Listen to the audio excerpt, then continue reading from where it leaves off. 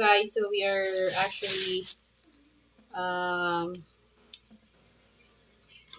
preparing again my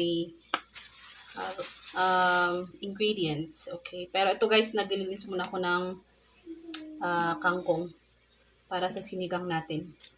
Ayan, so ayan na yung nalinis ko. Ayan. So I'm preparing na this for our lunch. Pero late na ako nakapag-prepare. Kasi marami rin akong ginawa. Ayan. So sinigang na baboy ang aming ulamin today. Okay? Ayan. This is our ulam for today. Sinigang na gabi. Ayan. Pero prepare muna natin. Ayan. So na-slice ko na yung ating kamatis, guys. Ayan, ito. This one. And then, okra. Ayan, ito guys yung isasahog natin. Ayan, so thank you guys for watching. I'll be